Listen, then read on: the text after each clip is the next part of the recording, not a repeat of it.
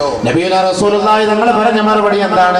ഹത്താ തമുറൽ മർഅതു ബിൽ ഖൗം ഫയഖൂമു ഇലൈഹാ ബഅദുഹും.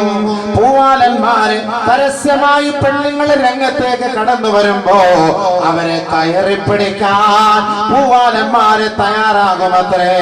ഫയർഫഉ ബിദൈലിഹാ, അവളുടെ വസ്ത്രം പിടിച്ചു ഉയർത്തുമത്രേ. കമാ തുർഫഉ ആടിന്റെ വാല് പിടിച്ചു പൊക്കുന്നത് പോലെ ചുരിദാറിന്റെ പീസ് പിടിച്ചു വെക്കും, പാവാട പിടിച്ചു വെക്കും, വസ്ത്രം വലിച്ചു കയറും, അവളുടെ ചുരിദാറിന്റെ അറ്റം വലിച്ചു കയറും. അല്ലാഹുവിന്റെ റസൂല് പറഞ്ഞതാ, അങ്ങനെ ഒരു കാലം വരാതെ ഖിയാമത്ത് നാളെ സംഭവിക്കുകയില്ല. നബിയുനാ റസൂലുള്ളാഹി പ്രത്യേകമായിട്ട് പറഞ്ഞ വാക്കാണ്. അതീത് ഓതിട്ടാ പറഞ്ഞു കേട്ടോ. അതുകൊണ്ട് ആർക്കും അവിശ്വാസമൊന്നും വേണ്ട, വിശ്വസിക്കാം. അവരുടെ വസ്ത്രം പിടിച്ചു പോകുന്നു. സ്കൂളിൽ കോളേജിൽ പോകുമ്പോൾ ഇതല്ലേ പരിപാടി. കോളേജിൽ പോകുമ്പോൾ വാതിന് വരുമ്പോൾ തന്നെ സൂക്ഷിക്കണം. ഐറ്റങ്ങൾ വാതിന് വരുന്നത് എന്തിനാ നല്ലത്. കഴിഞ്ഞ ആഴ്ച ഞാൻ കാസർഗോഡ് വാത് പറഞ്ഞു വന്നപ്പോൾ പിറകിൽ അതിനടി കിടക്കുന്നില്ല. പിറകില്ല, സ്റ്റേജിന്റെ തൊട്ട് പറയും പിടിച്ചു. പിന്നെ അവസാനം ഇതാകുമ്പോൾ പിന്നെ അറിയില്ലേ വാതിന് വരുമെന്ന് പറയുമ്പോൾ പിന്നെ ആരും അത്ര ശ്രദ്ധിക്കുന്നില്ല. അങ്ങനെങ്കിലും അവിടെ നന്നാവട്ടെ. എവിടെ നന്നാവാ? കാമുകന്മാരെന്ന് പറയും, ഞാൻ ഇന്ന സ്ഥലത്താണ്, ഇന്നടത്തിരിക്കും, ഞാൻ പിന്നെ നിസ്കാരിക്കും, ഞാൻ കൊണ്ട് നമ്മൾ വാത് നടത്തും. വാത് പറയും അവിടെ ഇവിടെ ചാറ്റിക്കൊണ്ടിരിക്കും. വാത് ഇവിടെ മൊയിലിയാർ വാത് പറയും, ഇവിടെ ചുറ്റിൻ്റെ കൂടെ ചാറ്റല. അങ്ങനെയാണ് സംഭവം. ഇതെല്ലാം ശ്രദ്ധിച്ചോണെങ്കിൽ വാളണ്ടിയേഴ്സുമാരൊക്കെ ശ്രദ്ധിച്ചോണം. എനിക്ക് ഈ ക്യാമറ വെക്കണം നടുക്ക്, ഇങ്ങനെ ഇവിടൊക്കെ എന്തെല്ലാം നടക്കുന്നത്, എന്തെല്ലാം സംഭവങ്ങളാണ്. അവൻ തങ്ങൾ പറഞ്ഞതാണ്, ഹിദായത്ത് ഹിദായത്ത് നഷ്ടപ്പെട്ടു പോകുന്ന അടയാളങ്ങളാണ് ഇങ്ങനെയൊക്കെ പരസ്യമായിട്ട് പെണ്ണുങ്ങളുടെ രംഗത്തേക്ക് വരും. ആണുങ്ങളും അവരുടെ പിന്നാലെ രംഗത്തേക്ക് ഇങ്ങനെ വരും. പരസ്യ ചുംബനം നടക്കും, പരസ്യ വിവാദം നടക്കും. നബിയുനാ ശഫീഉനാ റസൂലുള്ളാഹി സ്വല്ലല്ലാഹു അലൈഹി വസല്ലമ തങ്ങൾ പറഞ്ഞത് ഓർക്കണേ സഹോദരങ്ങളെ, ഹിദായത്തിന്റെ വഴികൾ നമുക്ക് പഠിപ്പിച്ചു തരുന്നത് ഹബീബായ തങ്ങളാണ്. ആ ഹിദായത്തിന്റെ വഴികളെ നമ്മിൽ നിന്ന് എടുത്തു കളയുന്ന ഭരണകൂടം വരുന്നതിന് മുമ്പ് നിങ്ങൾ അല്ലാഹുവുമായി ദീനുമായി കൂടുതൽ അടുക്കണേ. പിന്നീട് നിങ്ങൾ അടുത്തതിന് ശേഷം അല്ലാഹുവിന്റെ ദീനനുസരിച്ച് ജീവിക്കാൻ നിങ്ങൾക്ക് സാധിക്കാതെ വരും. അതുകൊണ്ട്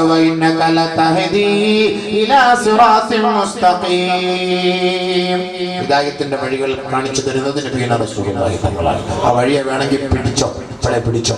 ഞങ്ങൾ പറഞ്ഞ വാക്കാണ്, 6 കാര്യം വരുന്നതിന് മുമ്പ് നിങ്ങൾ അല്ലാഹുവിലേക്ക് അടുക്കണം. 6 കാര്യത്തിൽ ഒന്നാമത്തെ കാര്യം, ഭരണാധികാരികൾ നിങ്ങൾക്കെതിരായി വരും. ശരിയല്ലേ? ഇപ്പൊ ബാങ്ക് വിളിക്കാൻ സമ്മതിക്കുന്നില്ല, ഒന്നും ഇപ്പൊ സമ്മതിക്കുന്നില്ല. ആകെ മൊത്തം പ്രശ്നങ്ങളാണ്. ഇനി ഒരു ദിവസം വരും, സമയം വരും, ഈ വാതൊക്കെ കട്ട് ചെയ്യും. വാത് പരിപാടികളൊന്നും വേണ്ടെന്ന് പറയും. അതെന്ത് ചെയ്യും? നമ്മളത് പ്രതികരിക്കുമോ? ആര് പ്രതികരിക്കാം? നമ്മുടെ കാക്കന്മാരെ സമാധാനം മൊത്തം കിടന്ന് ഉറങ്ങെങ്കിലും ചെയ്യാൻ അൽഹംദുലില്ലാ. പിന്നെ എവിടുന്ന് ഇൽമു കിട്ടും? എവിടുന്ന് ഇൽമു കിട്ടും? പിന്നെ മദ്രസയിൽ പറ്റുമോ? ഇൽമു കേൾക്കണ്ട, ഇൽമു പഠിക്കണ്ടേ? അല്ലാഹു കാത്തുരക്ഷിക്കട്ടെ. പഠിച്ചോനെ, ഇതൊന്നും നീ നിർത്തിക്കളയല്ലേ അല്ലാഹ്. ഇൽമു നിന്ന് കഴിഞ്ഞാൽ തീർന്നില്ലേ? ഒരു ഹദീസിൽ നബി റസൂലുള്ളാഹി നമ്മൾ പറയുകയാണ്, ലാ തസാലുൽ ഉമ്മത്തു അലാ ശരീഅത്തിൻ ഹസന മാ ലം യുൽഹർ മിൻഹും സലാത്തുൻ കമാ ഖാല റസൂലുള്ളാഹി. 3 കാര്യങ്ങൾ പുറപ്പെടുന്നതിന് മുമ്പ്, 3 കാര്യങ്ങൾ വെളിവാകുന്നതിന് മുമ്പ്, 3 കാര്യങ്ങൾ വന്നെത്തുന്നതിന് മുമ്പ് ഈ ഉമ്മത്ത് പരിശുദ്ധമായ ശരീഅത്തുൽ ഹസനയിൽ തന്നെയായിരിക്കും. അവരുടെ പാദം തെറ്റിപ്പോവുകയില്ല. അവർ ഇസ്ലാമിക ചൈതന്യത്തിൽ തന്നെയാണ്. 3 കാര്യം വരുന്നതിന് മുമ്പ് എന്റെ ഉമ്മത്തുകൾ ശരീഅത്തിൽ തന്നെയായിരിക്കും, ശരീഅത്തുൽ ഹസനയിൽ തന്നെയായിരിക്കും. പിഴച്ചു പോവില്ല. 3 കാര്യം വന്നാൽ പിഴച്ചുപോയി, തീർന്നർത്ഥം. 1, മാലം യുഖ്ബൽ മിൻഹുൽ ഇൽമു, അവരിൽ നിന്ന് ഇൽമു പിടിക്കപ്പെട്ടാൽ ഈ ഉമ്മത്ത് പിഴച്ചു പോകുമത്രേ. വഅദ് നിന്നുപോയാൽ, ദർസ് നിന്നുപോയാൽ, നമസ്കാരം നിന്നുപോയാൽ, ജുമുഅ ഖുത്ബ നിന്നുപോയാൽ, ഖുർആനിന്റെ ക്ലാസ് നിന്നുപോയാൽ, മദ്രസയിലെ പഠനം നിന്നുപോയാൽ, ഉലമാക്കൾ മരണപ്പെട്ടു പോയാൽ ഈ ഉമ്മത്തുകളെ ശരീഅത്തിൽ നിന്ന് അവർ വ്യതിചലിച്ചു പോകുമെന്ന് ലോകത്തിന്റെ മുത്തേ മുഹമ്മദ് മുസ്തഫ അലൈഹി വസല്ലം. അള്ളാഹുവിന്റെ റസൂൽ പറഞ്ഞ വാക്കാണ്. ശരിയാ, എവിടെ കൊണ്ട് ഇൽമു കിട്ടും? ആര് പഠിപ്പിച്ചു?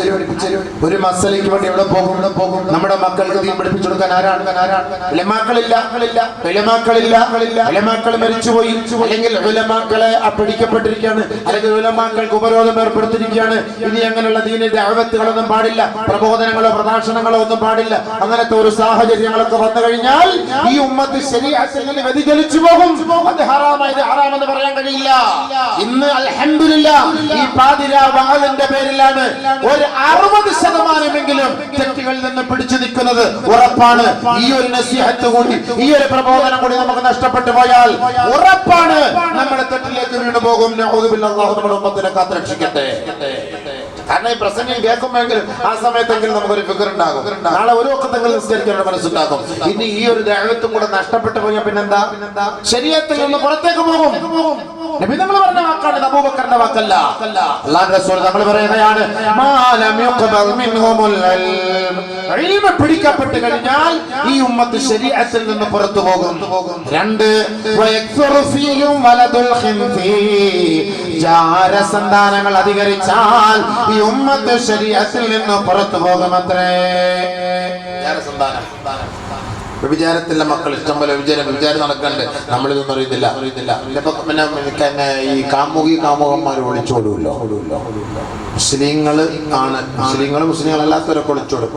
ഇനി മുസ്ലിങ്ങളല്ലാത്തവർ ഒളിച്ചോടിയാൽ തന്നെ പോയി ഒരാഴ്ച കഴിഞ്ഞ് 2 ആഴ്ച കഴിഞ്ഞ് പിടിച്ചുകൊണ്ടുവന്ന് മുസ്ലിമാക്കി അല്ലേ? ഒരാഴ്ച കഴിഞ്ഞിട്ട് കൊണ്ടുവന്ന് നമ്മൾ പൊന്നാനിലെല്ലാം കൊണ്ടുപോയി സർട്ടിഫിക്കറ്റ് ഒക്കെ വാങ്ങി മുസ്ലിമാക്കി കല്യാണം കഴിപ്പിച്ചു കൊടുക്കും. പക്ഷെ പെണ്ണിനെ DNC ചെയ്യൂലല്ലോ, അബോർഷൻ ചെയ്യൂലല്ലോ. പഴയ സാധനം തന്നെ കാണും. അത് സംഭവം ഒരാഴ്ചയായി പോയി, 2 ആഴ്ചയായിട്ട് പോയി, അത് പോയി സംഭവം ഇല്ലാത്തായിട്ടുണ്ട്. പക്ഷെ അതിനകത്ത് കിടക്കുക, അത് ഹലാലല്ലോ. പിന്നെ കൊണ്ടുവന്ന് നിക്കാഹ് കഴിപ്പിച്ചു കൊടുക്കും വാപ്പ. പിന്നെ അവിടെ പോലെ പിന്നെ ബാക്കി തുടങ്ങുന്നത്. അപ്പൊ യഥാർത്ഥത്തിൽ ആ കുട്ടി പെണ്ണ് പ്രസവിക്കുന്നത് ഏതായിരിക്കും? ആദ്യത്തേതാണ് അല്ലേ? അതിനാണ് നമ്മൾ അറാംകുട്ടി എന്ന് വിളിക്കുന്നത്. എന്റെ പേരാണ് അത് സംഭവം. അപ്പൊ അതിന്റെ പേര് അറബിയിൽ വലദുൽ ഖിൻസി എന്നാണ്. വലദുൽ ഖിൻസി എന്നാണ് അറബിയിൽ പറയുന്നത്. ജാരസന്താനം അല്ലേ? വിചാരിച്ചുണ്ടാകുന്നില്ല ബീവേ, അത് നമ്മൾ ചിന്തിക്കുന്നില്ല. നമ്മുടെ വാപ്പാമാര് പോയിട്ട് വന്നിട്ട് നമ്മൾ ചോദിക്കും, വല്ലതും നടന്നിട്ടുണ്ടോ? ഒന്നും നടന്നില്ലല്ലോ.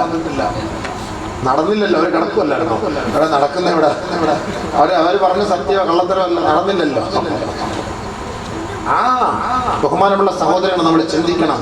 ഹറാമിന്റെ മക്കളായിരിക്കും നമുക്കുണ്ടാകുന്ന. നബിതങ്ങൾ പറഞ്ഞ വാക്കാണ് വലദുൽ ഖിൻസാൻ. അല്ലാഹു കാത്തുരക്ഷിക്കട്ടെ. ഇഷ്ടം പോലെ ഞങ്ങളൊക്കെ ഈ മഹല്ലിൽ ജോലി ചെയ്യുന്നത് കൊണ്ട് ഈ ഒളിച്ചോടി പോകുന്നവരെ നമ്മുടെ മുന്നിൽ കൊണ്ടുവരും കൗൺസിൽ ചെയ്യാൻ. നമ്മളവരെ വിളിച്ചിട്ട് ചോദിക്കുന്ന സമയത്ത് ഇതുപോലുള്ള തെറ്റുകൾ നടന്നിട്ടുണ്ട് എന്നാണ് പറയുന്നത്. പിന്നെ അവിടെ വേറെ ഒന്നും ചെയ്യാതെ അങ്ങോട്ട് നിക്കാഹ്. പിന്നെ പറയുന്ന വാക്കെന്താ പറയാ? വാപ്പ അവരിൽ പഴിച്ചു പോകാതിരിക്കട്ടെ ഉസ്താദെ, ഹലാലായിട്ട് അങ്ങോട്ട് കല്യാണം കഴിപ്പിച്ചു കൊടുക്കാം. കഴിച്ചു പോയല്ലോ, അതിൽ നിന്ന് ഒഴിവാക്കി തൗബ ചെയ്യിപ്പിച്ചിട്ട് വേണം നമ്മൾ അടുത്ത മാർഗത്തിലേക്ക് കടക്കാൻ. ഇല്ലെങ്കിൽ ആ ജനിക്കുന്ന കുട്ടി ഏത് കുട്ടിയായി മാറും? ഹറാമിന്റെ കുട്ടിയായി മാറും. അല്ലാഹു കാത്തിരക്ഷിക്കട്ടെ. നമ്മുടെ മക്കളെയൊക്കെ അല്ലാഹു കാത്തിരക്ഷിക്കട്ടെ. അതാണ് നബിയുനാ റസൂലുള്ളാഹി തങ്ങൾ പറഞ്ഞത്, വയക്സറു വലദുൽ ഖിൻസീർ, വ്യഭിചാരത്തിന്റെ അഭിചാരസന്തതികൾ അധികരിക്കുന്ന ഒരു കാലം വന്നാൽ പരിശുദ്ധമായ ശരീഅത്തിൽ നിന്ന് ഈ ഉമ്മത്ത് അടർന്നു പോകുമത്രേ.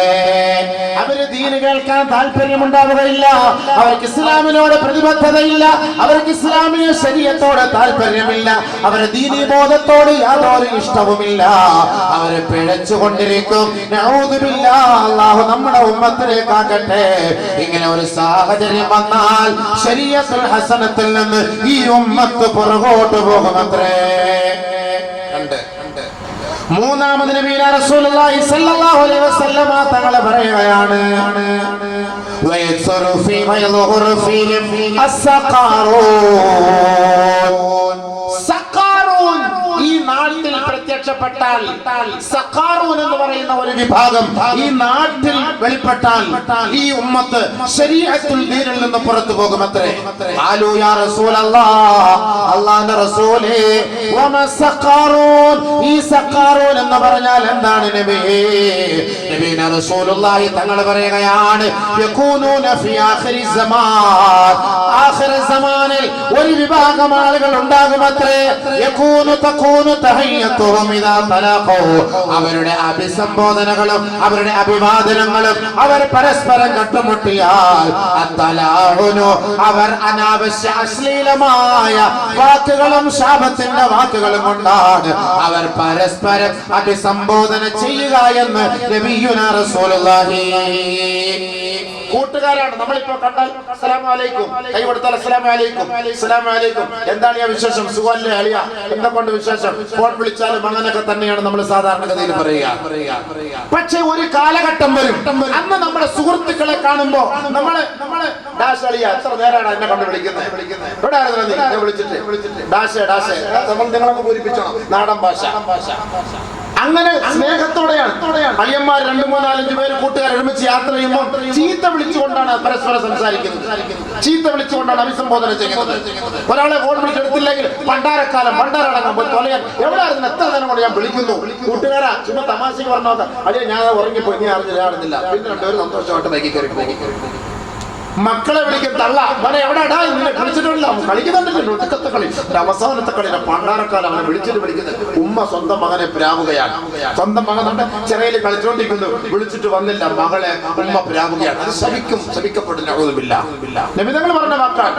തന്റെ കുട്ടികളെ കാണുമ്പോ ഒരു മുസ്ലിം അടുത്ത മുസ്ലിമിനെ കാണുമ്പോ സുഹൃത്തുക്കൾ പരസ്പരം കാണുമ്പോ നല്ല വാക്ക് പറഞ്ഞ് അവരെ സ്വീകരിക്കുന്നതിന് പകരം മോശമായ വാക്കുകൾ കൊണ്ട് അഭിസംബോധന ചെയ്യുന്ന ഒരു വിഭാഗം ഈ ലോകത്ത് വന്നാൽ ഈ ഉമ്മത്ത് ശരീഅത്തിൽ നിന്ന് പുറത്താണെന്ന് നബിയുനാ റസൂലുള്ളാഹി.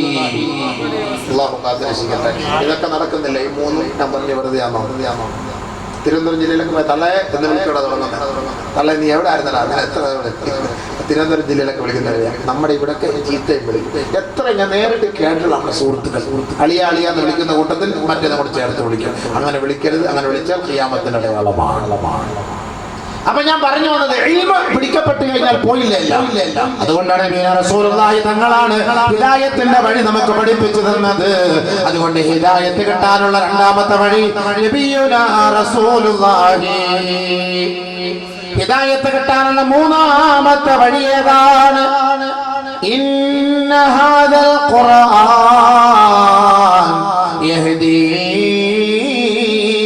ലില്ലതീ أقوم ويبشر المؤمنين الذين يعملون الصالحات أن لهم أجرا كبيرا. മൂന്നാമത്തെ വഴി ഹിദായത്ത് കിട്ടാനുള്ള മൂന്നാമത്തെ വഴി പരിശുദ്ധമായ ഖുർആനാണ്. അതാണ് വിജയത്തിന്റെ വിളക്കുമാണ്, അതാണ് വിജയത്തിന്റെ വീതി, അതാണ് കെടാവിളക്ക്. ആ ഹിദായത്ത് വേണമോ? പരിശുദ്ധ ഖുർആനിലേക്ക് മടങ്ങണേ. ഖുർആൻ കൊണ്ട് തന്നെ അത് തെളിവാണ്. ഖുർആൻ തന്നെ നമ്മളോട് പഠിപ്പിക്കുകയാണ്. ഇന്ന ഹാദൽ ഖുർആൻ യഹ്ദീ. തീർച്ചയായും ഈ ഖുർആൻ സത്യത്തിന്റെ വഴികളെ തിരഞ്ഞെടുക്കുന്നവർക്ക് ഹിദായത്തിന്റെ വഴി കാണിച്ചു കൊടുക്കുന്ന ഗ്രന്ഥമാണ് പരിശുദ്ധമായ ഖുർആൻ. യഹ്ദീ യഹ്ദീ യഹ്ദീ, ഹിദായത്ത് കാണിച്ചു കൊടുക്കുന്ന ഗ്രന്ഥം ഖുർആൻ. ഇന്ന ഹാദൽ ഖുർആൻ യഹ്ദീ ലില്ലതി ഹിയ അഖ്വം. നല്ല വഴികളെ ഇഷ്ടപ്പെടുന്നവർക്ക് പഠിപ്പിച്ചു കൊടുക്കുന്ന വഴി കാണിക്കുന്ന ഗ്രന്ഥമാണ് പരിശുദ്ധമായ ഖുർആൻ. യഹ്ദീ ലില്ലതി ഹിയ അഖ്വം. എന്നിട്ടോ വയുബശ്ശിറുൽ മുഅ്മിനീൻ الذين يعملون الصالحات أن لهم أجرا كبيرا. നല്ല മാർഗത്തെ പിൻപറ്റുകയും സത്സരണിയെ കൊതിക്കുകയും സാലിഹായ പ്രവർത്തനങ്ങളിൽ നിരതരാകുകയും ചെയ്യുന്നവർക്ക് ഉന്നതമായ പ്രതിഫലം കൊണ്ടുള്ള സന്തോഷ വാർത്ത അറിയിക്കുന്ന ഗ്രന്ഥമാണ് പരിശുദ്ധമായ ഖുർആൻ. ആ ഖുർആൻ മുറുകെ പിടിച്ചാൽ ഹിദായത്തിന്റെ വഴികളിലേക്ക് നിങ്ങൾ എത്തിപ്പെടുമത്രേ. ആ ഖുർആൻ നിങ്ങൾ അവഗണിച്ചാൽ നാശത്തിന്റെ പടുകുഴിയിലേക്ക് ചെന്ന് പതിക്കുമത്രേ. യാതൊരു സംശയവുമില്ല. ഖുർആനാണ് നമ്മുടെ വഴികാട്ടി. ഖുർആനാണ് നമ്മളെ നേരാട്ട പാതയിലേക്ക് കൊണ്ടെത്തിക്കുന്നത്. ആ ഖുർആൻ ഒന്നുകിൽ നമുക്ക് അനുകൂലമായിരിക്കും, ഇല്ലെങ്കിൽ ഖുർആൻ പ്രതികൂലമായിരിക്കും. ബഹുമാനപ്പെട്ട അബൂ മൂസ അൽ അശ്അരി റളിയല്ലാഹു തആല അൻഹു قد جمع الذين قرأوا القرآن وهم قريب من 300 فعلم القرآن فقال يا معشر القراء فاتبعوا القرآن فإن القرآن كائن لكم أجرا وكائن لكم ذخرا وكائن لكم وزرا فمن اتبعه القرآن هدي به إلى رياض الجنة. മഹാനായ അബൂ മൂസ അശ്അരി റളിയല്ലാഹു അൻഹു പറയുകയാണ്, 300ഓളം വരുന്ന പണ്ഡിതന്മാരെ ഒരുമിച്ച് കൂട്ടുകയാണ്. ഖുർആൻ പഠിച്ച ഹാഫിളീങ്ങളെയും ഖുർആൻ ഓതാൻ അറിയാവുന്ന ഖാരിഈങ്ങളെയും ഖുർആനിന്റെ വഴികളിലൂടെ സഞ്ചരിക്കുന്ന പണ്ഡിത സഭകളുടെ മധ്യത്തിലേക്ക് അദ്ദേഹം ഒരു പ്രഭാഷണം നടത്തി അവരെ അഭിസംബോധന ചെയ്യുകയാണ്. യാ മഅശറൽ ഖുർആൻ പഠിച്ചവരെ, പ്രഭാഷകന്മാരെ, പരിശുദ്ധ ഖുർആനിന്റെ മഹത്വത്തെ ഓതുകയാണ്. ഖുർആനിന്റെ മഹത്വത്തെ ഓതിക്കൊണ്ട് അദ്ദേഹം പറയുന്ന വാക്കാണ് നിങ്ങൾ ഖുർആനിനെ പിൻപറ്റണമേ, ഖുർആനിന്റെ വഴികളിലൂടെ നിങ്ങൾ യാത്ര ചെയ്യണമേ. കാരണം എന്താണ്? ആരെങ്കിലും ഖുർആനിനെ പിൻപറ്റിയാൽ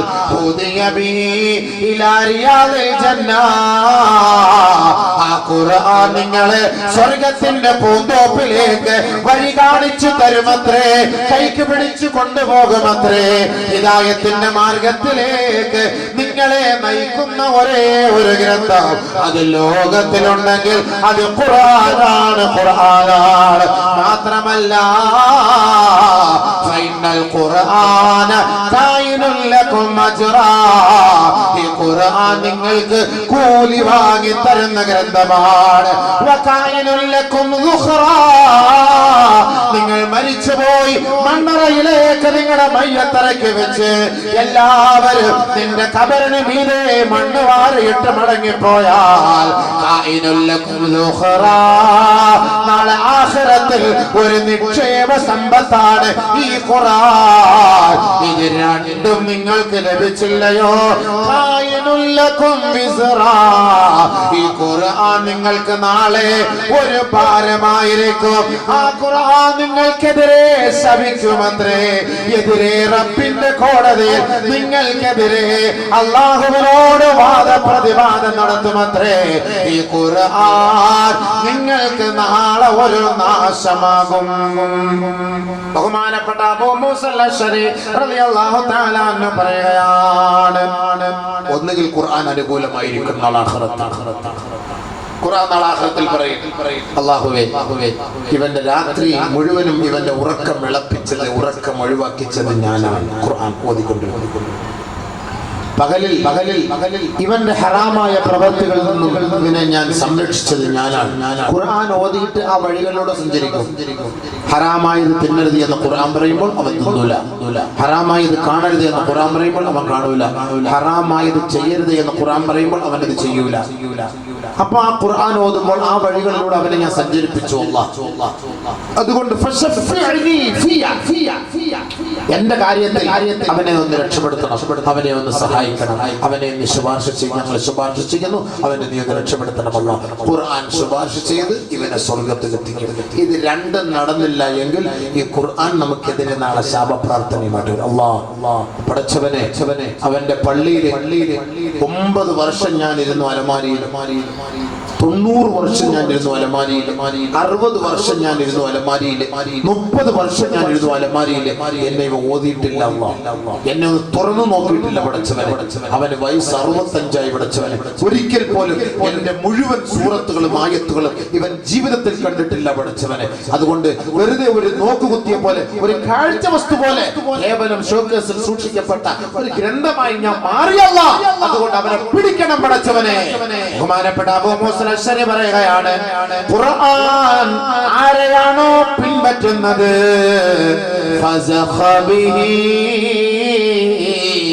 فزخ في قفاه فقذف به إلى النار. ഈ ഖുർആനിനെ നമ്മൾ പിൻപറ്റണം.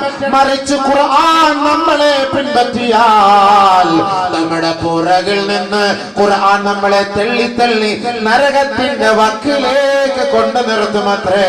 അവസാനം നമ്മുടെ കുത്തിനു പിടിച്ച് ആ നരകത്തിലേക്ക് ഈ ഖുർആൻ വലിച്ചെറിയുമത്രേ. രണ്ട് കാര്യം. ഒന്നുകിൽ ഖുർആൻ മുന്നിൽ നിൽക്കും, നമ്മളെ തള്ളി തള്ളി സ്വർഗത്തിൽ കൊണ്ടുപോകും. ഖുർആൻ നമ്മുടെ ഇമാമാണ്. അതാണ് ഖബറിൽ നിന്റെ ഇമാമെ ആരാണെന്ന് ചോദിച്ചാൽ ഞങ്ങളുടെ ഇമാം മുനീർ മൗലവി എന്ന്, ഞങ്ങളുടെ ഇമാം അബൂബക്കർ മൗലവി എന്ന്, ഞങ്ങളുടെ ഇമാം അബ്ദുൾ റസാഖ് മൗലവി ഒന്നും അല്ല പറയേണ്ടത്. അങ്ങനെയല്ല, ഞങ്ങളുടെ ഇമാം ഖുർആനാണ്. ഇമാം മുന്നിൽ നിൽക്കുന്നത് ഖുർആനാണ്.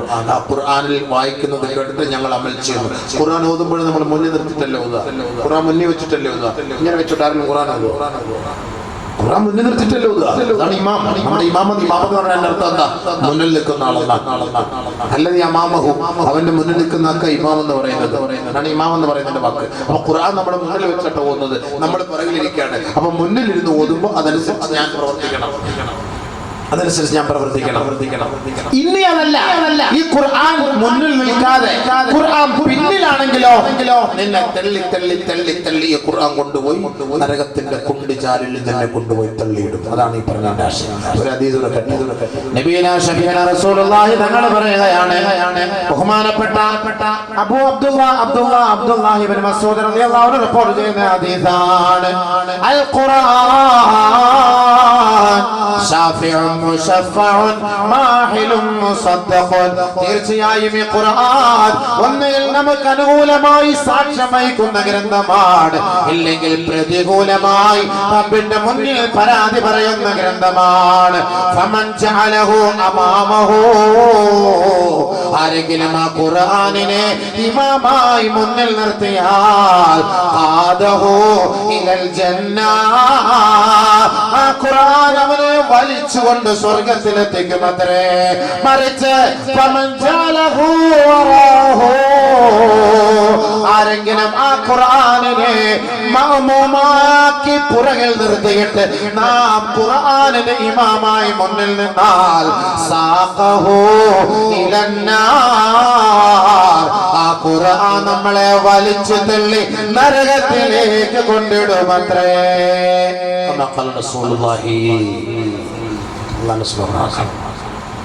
ഒന്നുകിൽ ഇമാം മുന്നിൽ നിൽക്കും, അല്ലെങ്കിൽ മോദിയും പറയുന്നത് തള്ളിക്കൊണ്ട് അവിടെ കൊണ്ട് കയറ്റി, നീ നിലടാ എന്നും പറഞ്ഞിട്ട്. അതുകൊണ്ട് നമുക്ക് വേണ്ടത് ഇമാമായിരിക്കണം ഖുർആൻ. നമ്മളെ ഇമാം ഖുർആനായി, ആ ഖുർആൻ അനുസരിച്ച് ഞാൻ ജീവിച്ചതല്ല, ആ ഖുർആൻ അനുസരിച്ച് ഞാൻ ജീവിച്ചതല്ല എന്ന് നമുക്ക് നാളെ പറയാനൊരു ആഗ്രഹം ഉണ്ടാക്കണം. അത് നമ്മുടെ മക്കളെ ഖുർആൻ പഠിപ്പിക്കണം. നമ്മുടെ മക്കളെ ഖുർആൻ പഠിപ്പിക്കണം. ഖുർആൻ പഠിക്കുന്ന മക്കളായി മാറണം നമ്മുടെ മക്കൾ. എന്നാൽ രക്ഷപ്പെട്ടു. വാപ്പാക്കും ഗുണമുണ്ട്, വാപ്പാക്കും ഗുണമുണ്ട്, ഉമ്മാക്കും ഗുണമുണ്ട്, മക്കും ഗുണമുണ്ട്. അല്ല ടി വിക്കകത്ത് വേണ്ടി കിടന്ന് പറഞ്ഞ ആടിയും കൊണ്ടെന്ന് വാപ്പാക്കും ഗുണമില്ല, ഉമ്മാക്കും ഗുണമില്ല. ആ മക്കൾ പഴിച്ചു പോയതിന്റെ ഇടി വാപ്പാക്ക് കിട്ടുക. മക്കളോടൊന്നും ചോദിക്കുന്ന പിന്നെ മക്കളോട് ചോദിക്കുന്ന ആദ്യം ചോദിക്കുന്ന ആരോടാണ്? നബിയുനാ ശഫീഉനാ റസൂലുള്ളാഹി സ്വല്ലല്ലാഹു അലൈഹി വസല്ലമ തങ്ങൾ പറയുകയാണ്, മാ മിൻ അബ്ദിൻ യസ്തർഈഹി അല്ലാഹു റഈയാ ഫലം യുഹിത്ഹാ ബിനുസഹി ഇല്ലാ ലം യുരിഹ റൈഹത്തൽ ജന്ന ഔ കമാ ഖാല റസൂലുള്ളാഹി. നമ്മുടെ കൈവശമുള്ള, നമ്മുടെ കസ്റ്റഡിയിലുള്ള, നമ്മുടെ ജീവിതത്തിൽ നമ്മളോടൊപ്പം അധിവസിക്കുന്ന നമ്മുടെ സന്താനങ്ങൾ, ആ സന്താനങ്ങൾക്ക് പരിശുദ്ധമായ ഖുർആനിന്റെ മണമില്ലാതെ പോയാൽ, ഖുർആനിന്റെ വഴികളെ അവരെ തെരഞ്ഞെടുക്കാതിരുന്നാൽ, ഖുർആനിന്റെ മാസ്മരീകത, ഇസ്ലാമിക ബോധം അവർക്ക് നഷ്ടപ്പെട്ടു പോയാൽ, വാപ്പയും ഉമ്മയും അവരെ നല്ല നിലയിൽ ഉപദേശിച്ച് നിർദ്ദേശിച്ച് ഇസ്ലാമിക ചൈതന്യത്തിലേക്ക് അവരെ കൊണ്ടുവരാതിരുന്നാൽ, ഏ വാപ്പാ, ഏ ഉമ്മ, അല്ലാഹുവിന്റെ റസൂല് പറഞ്ഞത് കേൾക്കണോ? ഇല്ലാ ലം യുരിഹ് റൈഹത്തൽ ജന്ന, ആ മാതാപിതാക്കൾക്ക് സ്വർഗത്തിന്റെ സുഗന്ധം ആസ്വദിക്കാൻ കഴിയുകയില്ല. അല്ലാഹു കാത്തിരക്ഷിക്കട്ടെ. മക്കളെ പഴിച്ചുപോയ ഉത്തരവാദിത്തം ആർക്കാ? ആർക്കാ ആർക്കാ ആർക്കാ ആർക്കാ എന്താ മിണ്ടാത്ത ആർക്കപ്പ ആർക്കപ്പ പാപ്പാന്നുറക്കപ്പറ പാപ്പാന്നുറക്കപ്പറ പാപ്പാക്ക പിന്നെ അത് അതീതല്ലേ പറയുന്നത്. പാപ്പ വലിയ ഔലിയായിരിക്കും, തങ്ങളായിരിക്കും, ഷേഖായിരിക്കും, ഉസ്താദായിരിക്കും, അമീറായിരിക്കും, ഒക്കെ ആയിരിക്കും. സംഭവം ശരിയായിരിക്കും. നബി തങ്ങൾ പറഞ്ഞ മക്കള ഇല്ലാ ലം യുരിഹ റായിഹത്തുൽ ജന്ന. മാമിൻ അബ്ദിൻ യസ്തറഇഹില്ലാഹു റഅയ്യ. നമ്മുടെ കൈവശമുള്ള നമ്മുടെ മക്കൾ പാപ്പ പറയുന്നല്ലേ കേൾക്കുള്ളൂ, ഉസ്താദ് പറയുന്നത് കേൾക്കോ? ഉസ്താദ് മദ്രസ വരുമ്പോൾ മാത്രം ഉസ്താദ് പറയുന്നത് കേൾക്കും. അത് ഒരു 40%. ഒരടി അടിച്ചു നോക്കി. പാപ്പ ആവുന്ന ഉസ്താദാവുന്ന നല്ലൊരു അടി അടിച്ചു കുട്ടി ഒരു അടി അടിച്ചു അറിയാം. പാപ്പായും കൂടെ വടി എടുത്തോണ്ട് വരും, മോനും പിറകിൽ വരും. മൊയ്യാൻ അതിനകത്തൊരു കാര്യം അടിച്ച് കൂട്ടി കഴിഞ്ഞാൽ വാട്സപ്പ് എടുത്തില്ലേ. ഇതാണ് ഇന്നത്തെ കാലം. അതുകൊണ്ട് ഉസ്താദന്മാർക്ക് മക്കളെ പഠിപ്പിക്കാൻ ഒരു മനസ്സില്ല. എങ്ങനെയെങ്കിലും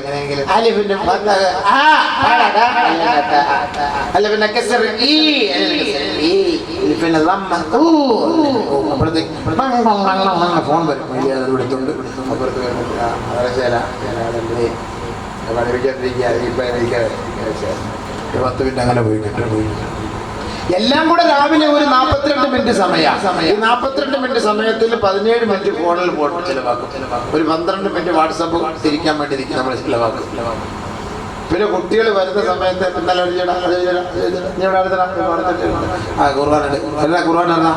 ഖുർആൻ എഴുതി വെച്ചുകൊണ്ട് ഒരു നീട്ടിപ്പിടിക്കും. 2 ആയത്ത് ഓതുമ്പോഴത്തേക്ക്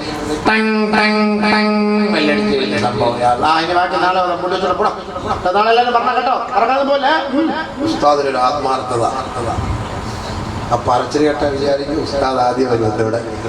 ഉസ്താദ് വെല്ലടിച്ചിട്ട് 15 മിനിറ്റ് കഴിഞ്ഞാൽ ഉസ്താദ് വരത്തുള്ളൂ. ഞാൻ പഠിപ്പിച്ചപ്പോൾ ഉള്ള സ്വഭാവം ഞാനീ പറയുന്നത് ഇപ്പോഴത്തെ കാലം എനിക്ക് അറിയില്ല കേട്ടോ.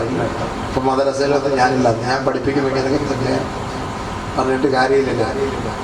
ഞാൻ നല്ല അടി കൊടുക്കും പിള്ളേർക്ക്. വാപ്പ ഉമ്മൊക്കെ വന്നാൽ ഞാൻ പറയും ഇങ്ങോട്ട് കയറിയേക്കട്ടെ, നിന്നെ എടുത്തിട്ട് അടിക്കുമെന്ന് പറയും. അതൊക്കെ നമ്മൾ പറയും. അതൊക്കെ അന്നത്തെ കാലത്ത് അത് സ്വീകരിച്ചിരുന്നു. ഇപ്പോൾ എന്ന് പറഞ്ഞാൽ നമ്മളെ പൊക്കി എടുത്ത് അവർ കൊണ്ടുപോകും. അതുകൊണ്ടാണ് ഉസ്താദന്മാർക്ക് ആത്മാർത്ഥത കുറയുന്നത്. അതുകൊണ്ട് അങ്ങോട്ട് വിട്ടേക്കണം.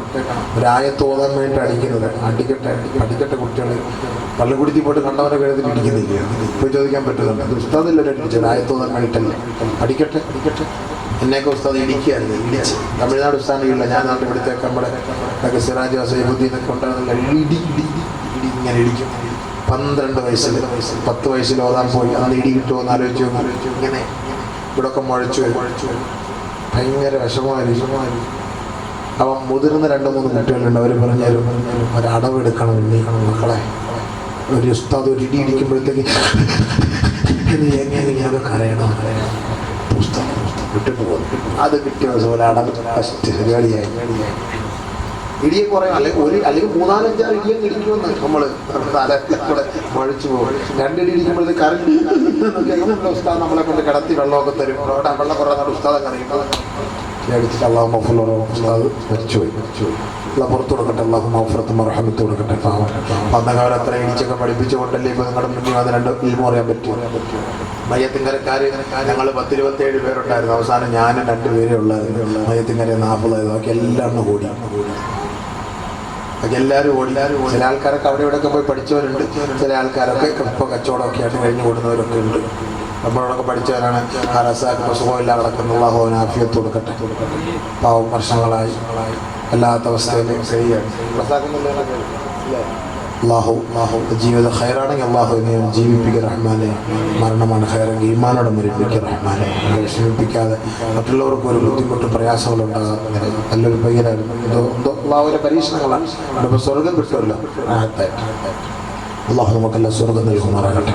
ബഹുമാനമുള്ള സഹോദരങ്ങളെ അപ്പൊ നമ്മളാണ് പഠിപ്പിക്കേണ്ടത്. വാപ്പയുടെ ഉമ്മയുടെ കൈ കസ്റ്റഡിയിലാണ് മക്കള്. വീട്ടിൽ വരുമ്പോൾ കൂടുതൽ സമയം മക്കളെ അവരുടെ കയ്യിലാണ് കിട്ടുന്നത്. ഇപ്പം പ്രത്യേകിച്ച് ഇപ്പം സ്കൂൾ അവധിയാണ് സമയമാണ്. അപ്പൊ കൂടുതൽ സമയം അവരുടെ കയ്യിൽ വാപ്പയും ഉമ്മയും അവര് പഠിപ്പിക്കുന്ന വഴിയിലൂടെ മക്കൾ ചലിക്കുള്ളൂ. സ്വാതന്ത്ര്യം കൊടുക്കുന്ന വാപ്പയും ഉമ്മയും. അതുകൊണ്ട് പിന്നെ മാതാപിതാക്കളെ മക്കൾ അനുസരിക്കാതെയാവും. അതാണ് ഇന്ന് വഴിതെറ്റി പോകുന്ന കുട്ടികള്. ഒരു ഉത്തരവാദിത്വ ബോധം ഉണ്ടാകുന്നത് വരെ വാപ്പാന്റെ കൈകളിലായിരിക്കണം. എനിക്കറിയാം തിരുവനന്തപുരത്ത് മരിച്ചു. അദ്ദേഹത്തിന്റെ മക്കളൊക്കെ ആലിമീകളുണ്ട്, അല്ലാത്തവരൊക്കെ ഉണ്ട്.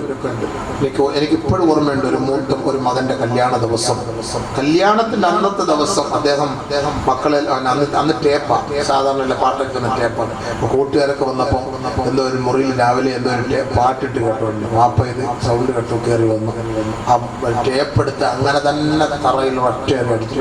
മോന്റെ കൊടുത്ത് കാരണം കുട്ടിക്കുന്ന പുതിയാപ്പിളയുടെ ഇറങ്ങാൻ പോകുന്നതേ ഉള്ളൂ. അരമണിക്കൂർ വാപ്പാടെ ബർക്കത്ത് ഹജറുൽ അസ്വദിന്റെ ഇസ്തിലാമ് കിട്ടി ആടി വാപ്പയെ തിരിച്ചടിക്കുന്നത്. ഇന്നത്തെ കാലത്തായിരുന്നെങ്കിൽ വാപ്പയെ തിരിച്ചടിക്കും മക്കള്.